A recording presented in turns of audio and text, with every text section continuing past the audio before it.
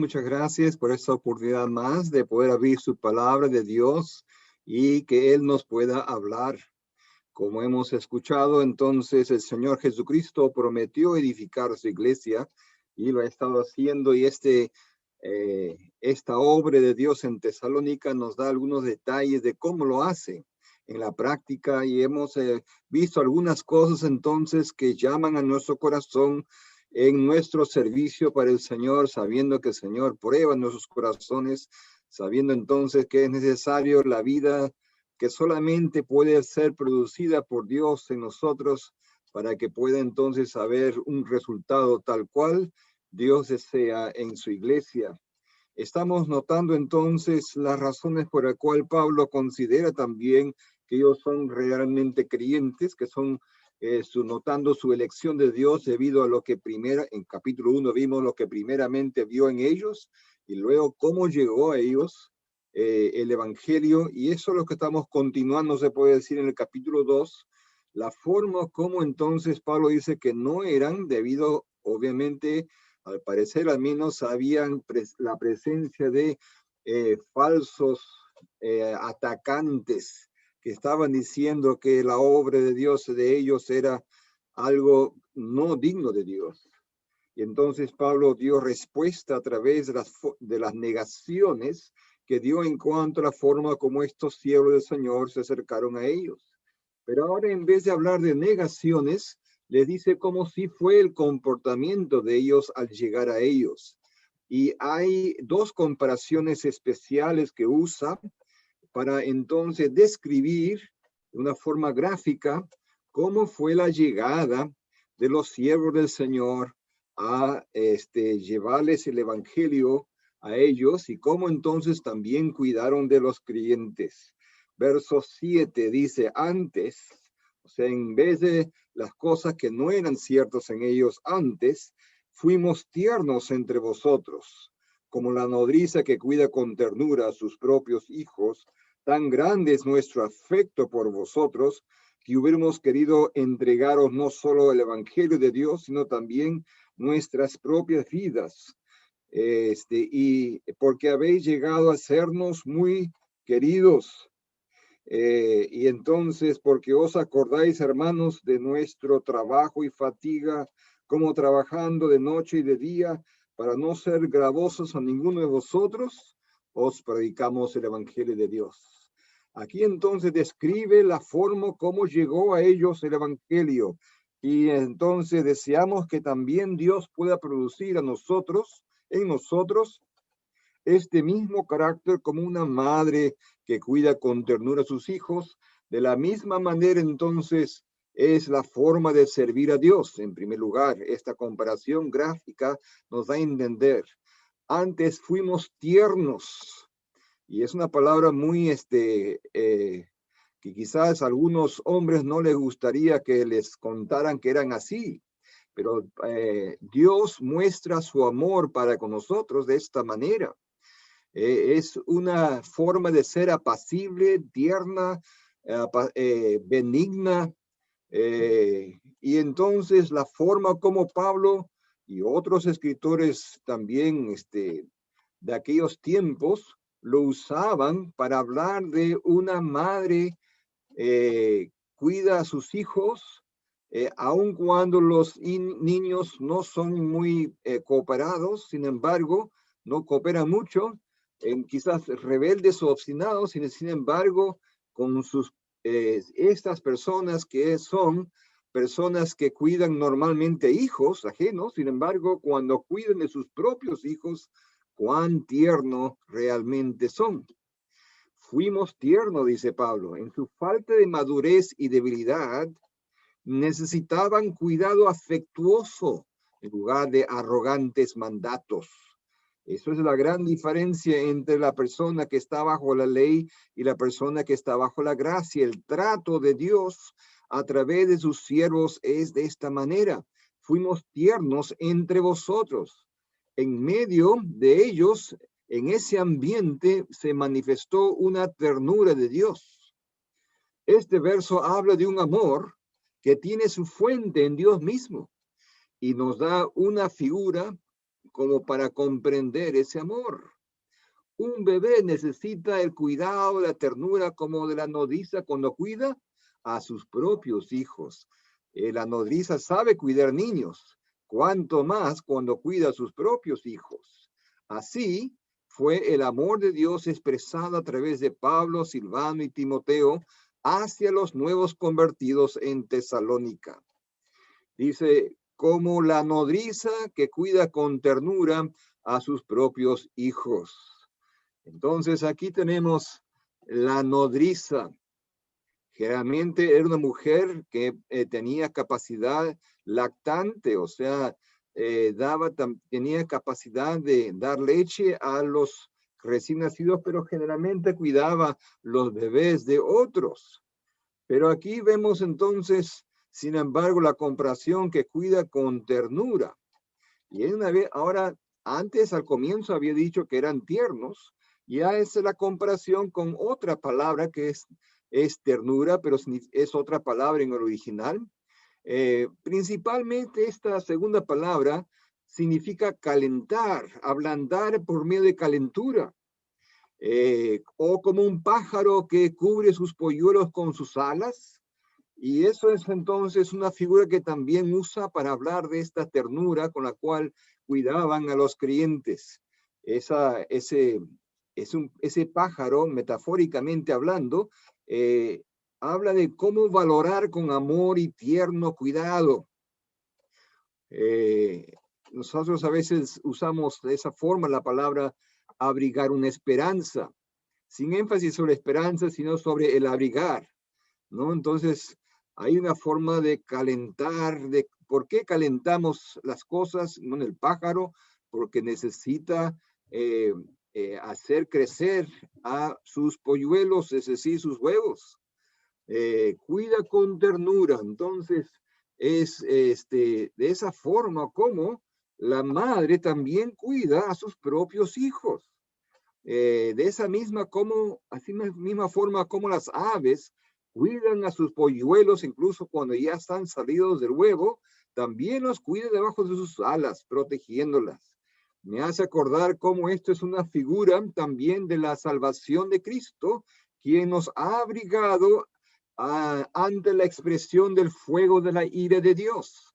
Dice que en el oeste, cuando había en temporadas de mucha sequía, como ahora está sucediendo en California, sin embargo, en el medio oeste, donde hay pampas grandes, de extensión a veces de sembríos, sin embargo, en el verano, los hacendados no pueden hacer nada debido a lo caliente que es y nada crece. Entonces, es muy fácil que haya un fuego en medio de eso. Quizás un virus que estaba en el campo reflejando el sol inició un fuego y después comienza a extenderse y todas las llanuras entonces convierten en llamas como una ola de llama. Entonces, en una ocasión, un hacendado que tenía su casa, sus lugares para sus animales, donde sabe esos edificios que cuidan, donde ponen sus animales, vio de lejos venir esta ola de fuego y de humo. Entonces sacó su tractor y comenzó a hacer círculos alrededor de su casa, hacienda, junto con sus otros edificios que tenía para sus animales, rueda, de levantar la tierra para que no pase por ahí el fuego. Y efectivamente pudo salvar al menos la vida de su familia y de algunos animales que estaban dentro de ese círculo de protección. Él entonces, después de que haya pasado el fuego, entonces salió fuera de ese círculo a examinar lo que había pasado y de lejos vio un bulto allí en la tierra y lo fue a examinar, y cuando le dio una patada, debajo de ese bulto negro salió muchos pollitos, piu, piu, piu, piu, esparramados, que salían debajo de ese bulto. ¿Qué había pasado? Cuando esta gallina, que sin duda buscando alimento para su familia, había salido con su familia lejos y no pudo estar entonces en la protección. Cuando vio venir el fuego, recogió a sus niños debajo de sus alas y el fuego pasó sobre ellos. Ni siquiera podía comerse de lo negro que estaba el animal, pero debajo de ellos estaban protegidos sus polluelos. Efectivamente es una figura muy hermosa de cómo el Señor Jesucristo ha tomado sobre sí el fuego de la ira de Dios con respecto a nuestros pecados, y nosotros como esos pollitos estamos protegidos. Pero aquí no se refiere a esa salvación tanto como a la manera de predicar el evangelio y de tratar a los nuevos convertidos, como un pájaro que cuida a sus hijos, sus aves, los calienta, los protege. De esa forma también el amor de Dios a través de sus siervos mostraron lo valioso que eran los nuevos convertidos, tratándoles de esa forma cariñosa, de esa forma como calentando su ambiente. La calentura no produce ninguna vida, pero sí muestra que valoramos a las personas salvos. Si nosotros tratamos de calentar a los inconversos, nunca vamos a producir nada nuevo, nada de vida. Pero sí podemos tratar así a los hijos nuevos en la fe, mostrándoles que valoramos su presencia a través de este trato cariñoso.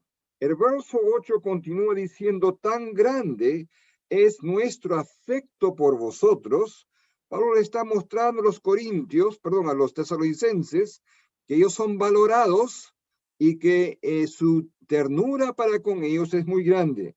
Tan grande es nuestro afecto por vosotros que hubiéramos querido entregaros no solo el evangelio de Dios, sino también nuestras propias vidas, porque habéis llegado a sernos muy queridos. Entonces, este verso sigue hablando del amor como de madre de Pablo, Silvano y Timoteo. Con razón que los tesalonicenses manifestaron tanto amor, si tuvieron un ejemplo como este. Efectivamente, el ejemplo es muy importante. Un amor que refleja el amor de Dios en Cristo, y el amor de Dios expresado hacia nosotros en su gracia, hacia pecadores como nosotros. A su vez, se manifestaba por medio de estos siervos del Señor. Dice la palabra que el amor de Dios es derramado en nuestros corazones por el Espíritu Santo que nos es dado, es fruto del Espíritu Santo, y entonces ellos pudieron manifestar esto hacia los nuevos creyentes. Que el Señor nos dé entonces ese amor para que hagan más personas convertidas y creciendo en la gracia de nuestro Señor Cristo. Dice entonces aquí en este verso tan grande, pero en el original hay una palabra de conexión. Esas palabras de conexión son muy importantes en ver el fluir del pensamiento. Hay entonces una palabra de conexión con el verso anterior. No está aislado, es una explicación más de esta figura de una madre que cuida con ternura a sus hijos. Tan grande es nuestro afecto por vosotros. Entonces, esto habla de un fuerte afecto, un anhelo, una añoranza por alguien. Es probablemente derivado de una raíz que también indica recuerdo, memoria, y esa memoria muy afectiva, recordando con cariño, se puede decir. Tan grande no dijo fue, sino ahora continúa siendo el tiempo, ni la distancia ha cambiado, el gran afecto que ellos tienen por ellos. Y eso es entonces algo que también puede afirmar los corazones de los creyentes. A veces decimos, si son realmente creyentes, entonces se va a manifestar. Pero es importante también entonces establecerlos de esta manera, mostrándoles ese gran cariño de parte del Señor, mostrándoles que efectivamente el Señor los quiere mucho, expresándose a través de nosotros. Porque tan grandes entonces que hubiéramos querido o sea, hubiéramos pensado bien. Tenemos a bien pensar que entregaros no solo el evangelio, que era un tesoro en sí, sino también nuestras propias vidas. Y la palabra vidas acá es del griego suche, que habla de nuestra psicología, no solamente lo externo, sino también lo del corazón. Sus propios corazones o la vida de ellos internas también eran algo que estaban dispuestos a sacrificar por la vida de estos creyentes nuevos en el Señor. Entonces era un afecto genuino que procedía de adentro, no meramente por pretensión exterior, porque habéis llegado a sernos muy queridos. Esta palabra queridos es del griego agapetos, que significa ser amado con el amor de Dios, de agape, que es el amor de Dios, y por lo tanto entonces está mostrando que los quiere mucho con el amor de Dios, obviamente. Es el amor de Dios en ellos que ha producido este resultado en los siervos, y por lo cual entonces valoran de esta manera los nuevos convertidos porque son de Dios. Entonces, este amor comenzó desde el principio de la obra y no había cambiado hasta el momento de escribir esta carta. Dice Pablo, hasta ahora. Verso 9 continúa incluso con la palabra por qué, con una explicación más de cómo es que el amor de ellos ellos eran como una madre hacia sus hijos. Porque os acordáis, hermanos. Y eso entonces los hace recordar de cosas que también dan argumento a esto. Porque os acordáis, dicen, ¿no? Entonces, este verso habla del resultado de ese amor como de madre que tenía Pablo, Silvano y Timoteo. No hay nada más sobresaliente una madre que su sacrificio por los hijos. Porque os acordáis, entonces llamando la mente, recordando, siempre, sin embargo, tiene un objeto que están recordando a alguien, en este caso, los hermanos de entre los tesalonicenses. Entonces, en el primer capítulo, Pablo se había recordado el comportamiento de los creyentes en Tesalónica. Ahora los siervos del Señor apelan a la memoria de los creyentes en Tesalónica. Pablo se había mostrado su memoria de ellos. Ahora dice, porque os acordáis, ustedes de Tesalónica, ¿se acuerdan, hermanos? Son parte de la misma familia de Dios, valorada por esa razón, porque tienen un mismo Padre Celestial y por lo tanto son hermanos en la fe. Esto es lo que une a los siervos del Señor con los creyentes en Tesalónica. Y efectivamente nosotros también tenemos que recordar que estamos unidos a nuestros hermanos en la fe de una forma real. No es solamente teórica, sino realmente hemos nacido en la familia de Dios. Ambos tenemos una vida diferente a la que tienen los del mundo y por lo tanto estamos unidos por esa nueva vida en Cristo. Entonces, acuérdense de nuestro trabajo, dice Pablo. Entonces dice el verso 9, porque os acordáis, hermanos, de nuestro trabajo y fatiga. La palabra trabajo significa entonces un trabajo arduo que resulta en fatiga, un esfuerzo laboroso, dificultoso. Incluso a veces es traducido cansancio, acompañado de la palabra fatiga, que es labor o trabajo que involucra esfuerzo doloroso. Entonces no es una cosa fácil. Y entonces incluso una vez más se enfatiza la fatiga involucrada en el trabajo.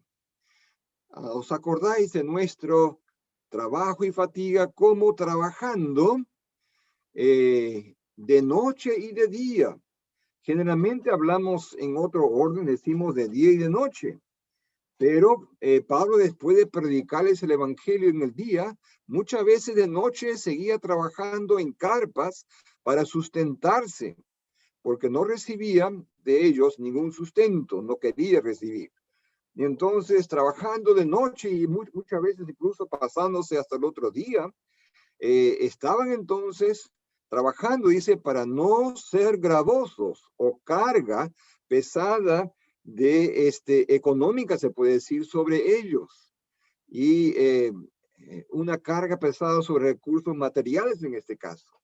No, para no ser gravosos a ninguno de vosotros. ¿Qué hicimos? Os predicamos a ustedes el Evangelio de Dios.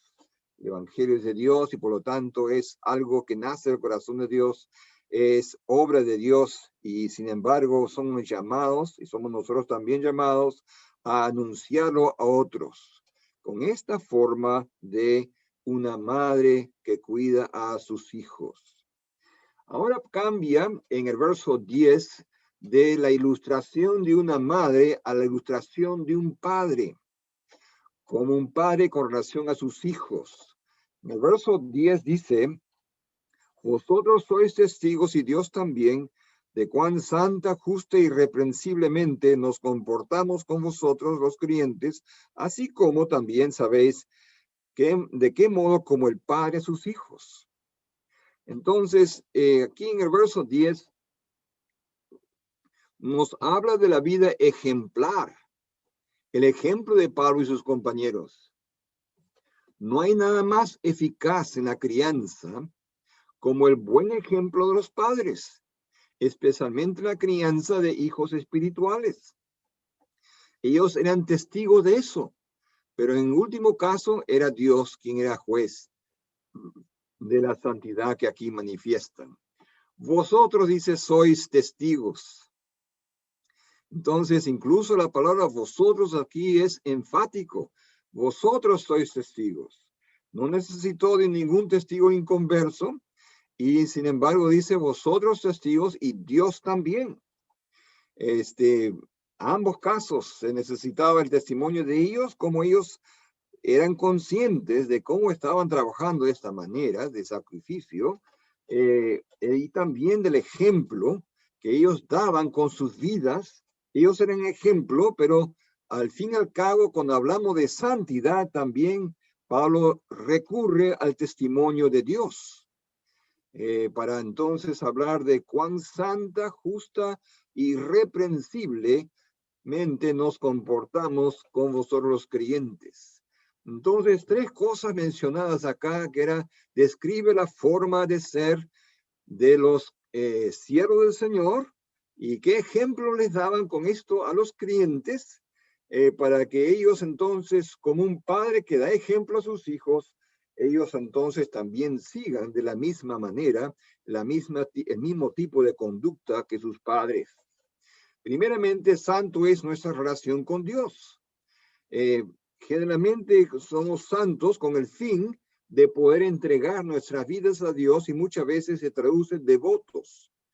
La santidad no es solamente separarnos del mal, involucra eso, pero si solamente nos quedamos con separarnos del mal, podríamos jactarnos y decir yo estoy separado del mal, pero eso sería como eran bajo la ley, sería un legalismo. Pero acá la palabra santa en el Nuevo Testamento tiene dos movimientos, separar de, pero separar para el servicio de Dios. Nos separamos de lo malo para poder ser instrumentos limpios en las manos de Dios para su servicio. Eso es entonces con relación a Dios. Se separan del mal con el fin de que Dios los pueda usar a ellos en una manera entonces digna de su presencia y como el cirujano que necesita que sus instrumentos sean puros para no contaminar al paciente con el anterior, así también nosotros necesitamos ser instrumentos limpios para poder entonces ser utilizados por Dios. Y de esa manera Pablo les llama la atención a ellos y dice, Dios también es testigo de esto. Y luego tenemos la palabra justa. Esto tiene que ver con nuestra relación con otras personas. La justicia toma en cuenta los derechos de otras personas. Hay muchos derechos, se hace de propiedad, ya sea de una vida independiente que cada uno tiene, el ejercicio incluso de la voluntad de la persona. Hay personas que atropellan la voluntad de otras personas. Y entonces, de esa manera, son injustos para con ellos, porque Dios nos ha otorgado libertad de elección y por lo tanto atropellar eso es ser injusto con una persona. Podemos ser injustos en muchas otras maneras. Si Dios nos ha perdonado todo, ¿cómo no perdonar a nuestros hermanos? Si Dios nos ha dado tanto, ¿cómo no dar a otras personas? Sería una injusticia. Dar a otras personas no es una cosa de bondad en el creyente. En el creyente, dar a otras personas es asunto de justicia, como dicen en 2 Corintios 8 y 9. Es asunto de que realmente si Dios nos ha dado tanto y libremente las cosas materiales, entonces sería injusto que nosotros no actuáramos de la misma manera para con otros. Entonces, hay muchas maneras en las cuales puede ser justo ante otros e irreprensiblemente. Esto tiene que ver con la opinión de otras personas hacia nosotros, que de algo en nuestras vidas. Y eso es entonces la palabra reprensible, de no encontrar falta, de nadie poder entonces levantar una acusación en contra de nosotros, refiriendo las cosas que Pablo negó, que eran parte de su servicio en la parte anterior. Entonces, ustedes son testigos y Dios también de cuán santa, justa y irreprensiblemente nos comportamos con vosotros. Entonces, en relación a los creyentes, ahí incluso fueron santos, justos y fueron irreprensibles en su manera de actuar para con los creyentes. Y eso es entonces una cosa que también tiene mucho que ver con un padre, con el ejemplo que da. Entonces, en el servicio para el Señor es muy importante que tengamos este aspecto del padre que da ejemplo a sus hijos de cómo actuar. En el verso 11 agregamos a esto. Dice, así como también sabéis de qué modo, así como, esa comparación con lo anterior y lo une, sabéis de qué modo como el Padre a sus hijos, exhortábamos, consolábamos a cada uno de vosotros y os encargábamos. Y entonces hay tres cosas que se dice que hace un padre. Aparte de dar ejemplo con su vida, también entonces tenemos estas cosas que también son acciones de un padre. Así como el padre a sus hijos. Y ahí entonces menciona tres cosas que un padre hace con respecto a sus hijos: exhortar, consolar y encargar. También sabéis, entonces ustedes mismos han visto de qué modo, como un padre, esta es una palabra especial para el Nuevo Testamento, es el que nos nutre en un padre, ¿no? Tiene que ver con nuestra relación con Dios, de haber nacido de nuevo, y especialmente por estar en Cristo. En el Antiguo Testamento, Dios era padre de una nación judía, pero su relación con los individuos esperaba la revelación del Nuevo Testamento y la relación que encontramos con Dios por estar en Cristo. Recién en el Nuevo Testamento encontramos a Dios como Padre del individuo. Y esto es debido a que nosotros estamos en Cristo, ya sea judío o gentil, por igual. Únicamente por estar en Cristo encontramos esta relación con Dios como Padre. Y entonces ahora dice, nosotros estamos representando de esa manera al Padre Celestial como un padre a sus hijos, a sus propios hijos se puede decir, ¿no? Entonces, hijos, entonces aquí simplemente por haber nacido, y entonces actuar de la manera como actuaría un padre con sus hijos nacidos en su familia.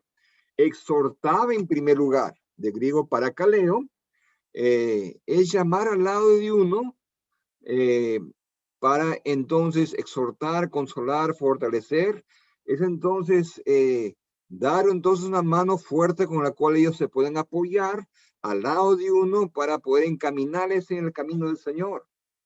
Eso lo hacía para con todos los creyentes, con todos los hermanos, y vamos a notar eso después.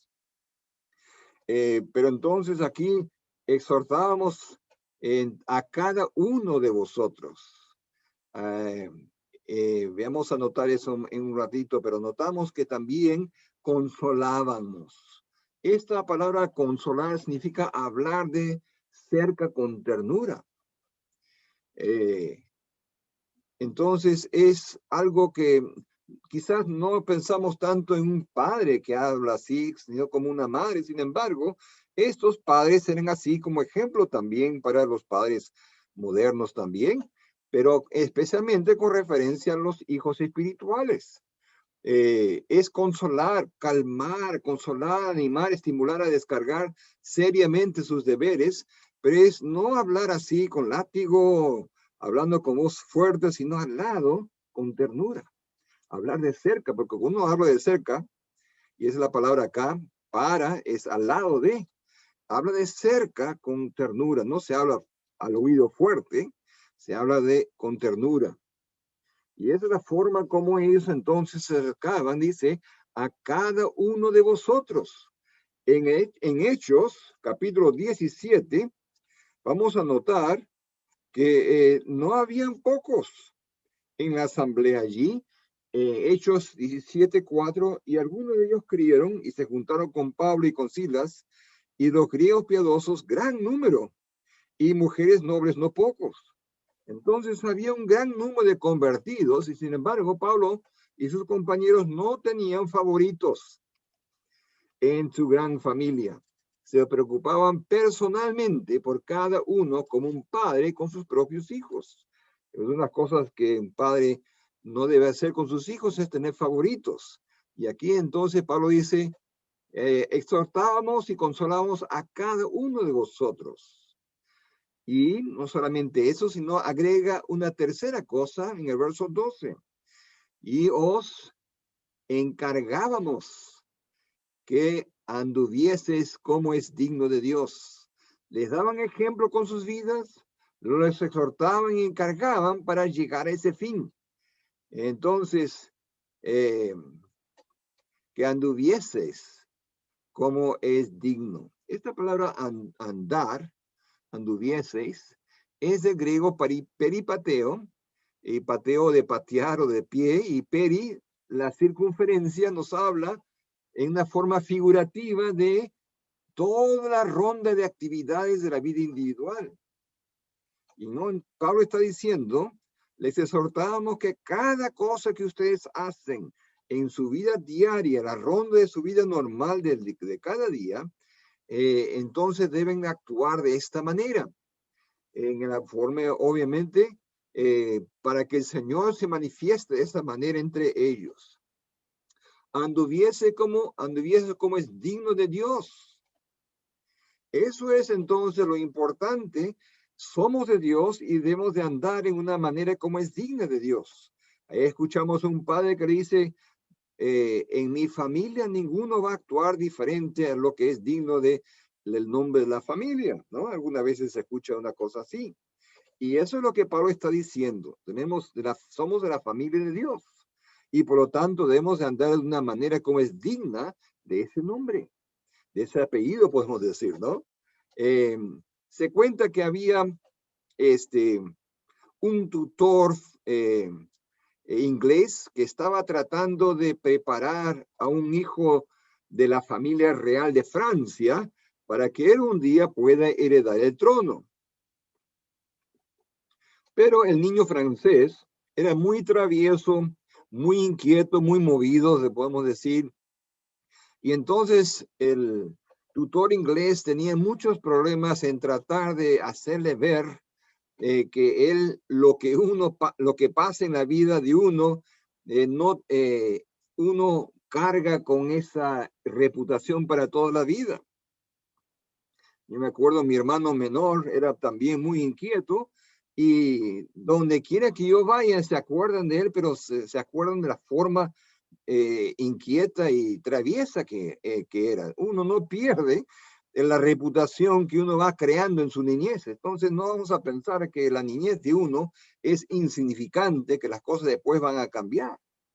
Y eso entonces se dio cuenta este tutor y entonces decidió hacer una cosa para ayudar a este niño a tomar conciencia de sus acciones. Y entonces él tomó un cinto morado y lo puso en su chaqueta. Sabemos nosotros que el color morado es el color de reyes. Y eso entonces era lo que este tutor quería hacerle comunicar a este joven, a este niño. La próxima vez que sientas inclinación a hacer alguna travesura, mira este cinto y recuérdate que un día vas a ser heredero del trono. Nosotros también, Dios nos ha llamado a su reino y gloria, dice ese pasaje. Y ese futuro glorioso que vamos a tener debe tener una forma de influencia sobre nuestra vida presente en la forma como andamos, que debe ser digno de Dios. Nuestro futuro va a ser representar a Dios en el reino. Y por lo tanto, nuestra vida ahora es importante que seamos preparados para ese futuro tan glorioso que tenemos. ¿Alguna vez has pensado en qué manera tu vida ahora va a reflejar?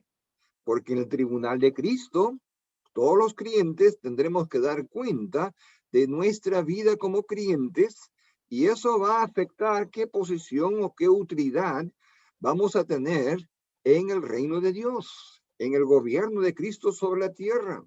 Porque cuando habla de su reino y gloria, sabemos que la palabra reino puede tener muchos usos en la Biblia. Reino de Dios incluso, cuando hablamos de su reino, el reino de Dios es donde él ejerce autoridad y hasta cierto punto hay un gobierno político, se puede decir, sobre todo el mundo, y también la vida de los creyentes, en donde Dios hace una función como hace la policía lo político en nuestras vidas, gobernando ciertas cosas y impartiendo ciertos juicios, etcétera, etcétera, con respecto a nuestras vidas. El reino de Dios es así, muy diferente al señorío de Cristo, que es nuestro servicio, una función diferente. Pero aquí no está hablando tanto de su reino actual, porque lo asocia con gloria, nos llamó a su gloria, que es algo futuro. Entonces, todavía no gozamos de la gloria. Estamos esperando un día cuando Él se manifieste, entonces seremos manifestados con Él en gloria. Y eso entonces, a eso al que Pablo está llamando la atención a estos creyentes. Y vamos a notar primera Corintios, por ejemplo, algunas menciones de este reino futuro que tenía Pablo en su mente.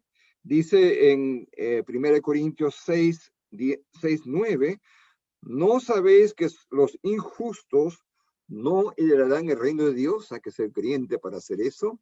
Y luego en el verso 9, perdón, en el verso 2 de 1 Corintios 6 también, ¿o no sabéis que los santos han de juzgar el mundo? Y si el mundo ha de ser juzgado por vosotros, sois indignos de juzgar cosas muy pequeñas.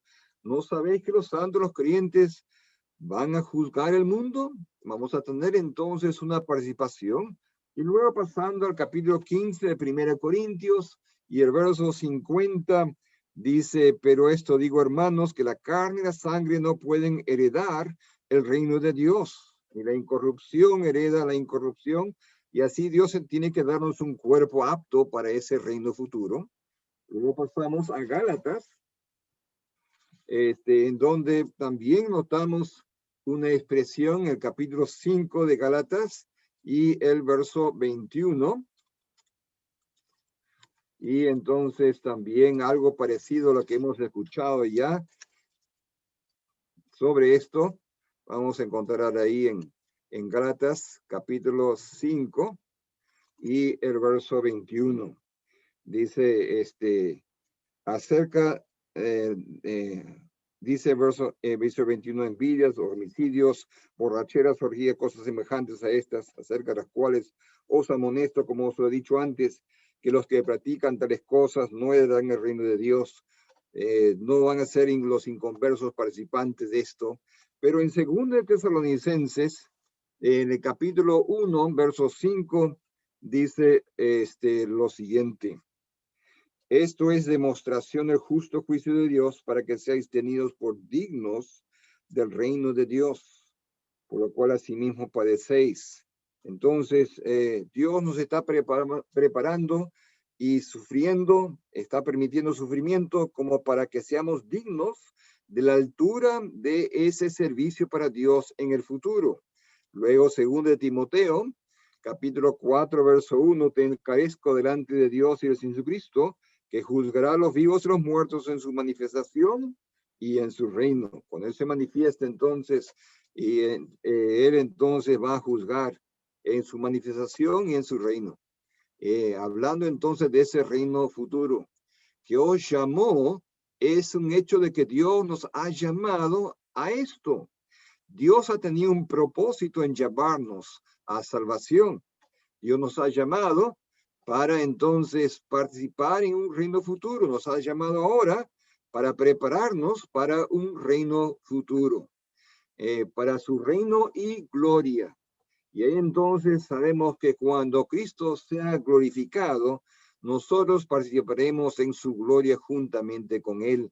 Y Él entonces será visto por todo el mundo en toda su gloria, y junto a Él estaremos nosotros también participando del mismo resplandor externo de esa gloria, del hecho de que Él es Dios, y nosotros estamos acompañándole, glorificados juntamente con Él, para entonces compartir con Él ese reino y gloria. Vamos a reinar con Cristo. La iglesia nunca se dice que es parte de ese reino, o sea, en el sentido de no vamos a ser súbditos del reino. El mundo, Israel van a ser súbditos, pero la iglesia va a ser correinante, va a ser la esposa del Cordero, y vamos a reinar junto con Cristo, no como súbditos, personas que están bajo su reino, sino como personas que estamos reinando juntamente con Él en ese tiempo. Entonces, de esa manera, Pablo se exhorta a vivir de una manera digna de ese futuro que tenemos con el Señor Jesucristo. Y eso, dice Pablo, tiene que hacernos pensar en la manera como estamos comportándonos en el día de hoy. Que Dios entonces pueda tocar nuestros corazones para hacer reflexionar nuestras conciencias ante esta realidad que Él tiene preparado para nosotros. Muchas gracias.